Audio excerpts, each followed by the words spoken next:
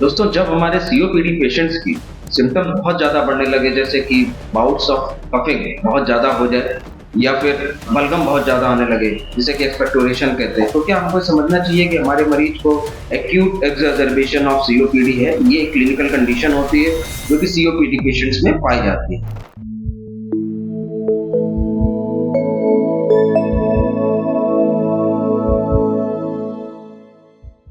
दोस्तों नमस्कार, आज हम लोग इसी के बारे में बात करेंगे कि सीओपीडी क्या होता है, ये कैसे ठीक होती है और इसके प्रिवेंशन के लिए क्या करते हैं। मैं doctor Gyanendra Kumar Gautam, director life saver ICU, critical care physician, Sharadanagar Kanha.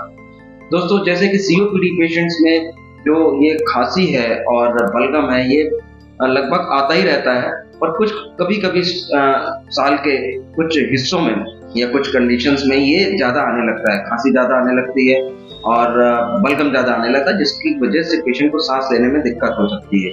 ये एक सेल्फ लिमिटिंग कोर्स भी हो सकता है, जो कि खुद भी ठीक हो सकता है, या फिर पेशेंट को हॉस्पिटलाइज कराना पड़ता है और पेशेंट आईसीयू में जाता है। और जब आईसीयू में जाता है तो ज़्यादातर समय या तो उसको नॉन इन्वेसिव वेंटिलेशन मतलब मास्क से वेंटिलेशन की जरूरत पड़ती है, या फिर उसको मैकेनिकल वेंटिलेशन मतलब प्रॉपर वेंटिलेटर पे डाला जा सकता है।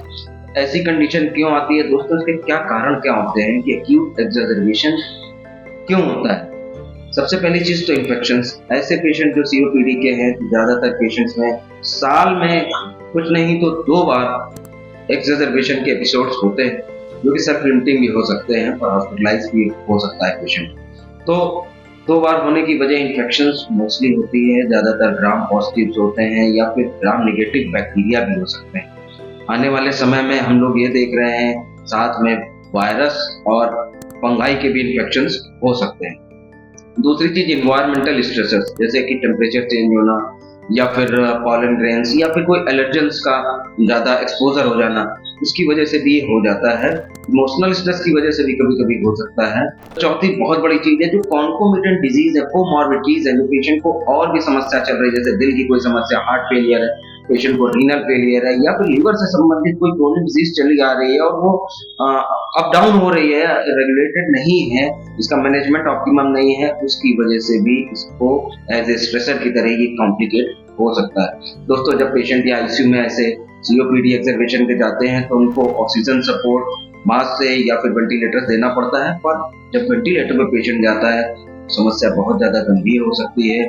पेशेंट को वेंटिलेट करने में प्रॉब्लम हो सकती है, न्यूमोथोरैक्स हो सकता है, वेंटिलेटर डिसिंक्रोनी हो सकती है और पेशेंट को वेंटिलेटर एसोसिएटेड निमोनिया हो सकता है, पेशेंट को डायनेमिक हाइपर इन्फ्लेशन होता है। बहुत सारी दिक्कतें वेंटिलेटर में डालने के बाद होती हैं और वेंटिलेटर में जब पेशेंट जाता है तो उसकी हाइपोक्सिया और हाइपरकार्बिया को ठीक करने की वजह से पेशेंट को कभी कभी सेडेशन भी देना पड़ता है, जिसकी वजह से पेशेंट को लंबे समय तक वेंटिलेटर पर रखना पड़ सकता है और ये डिजीज कॉम्प्लिकेट हो सकती है।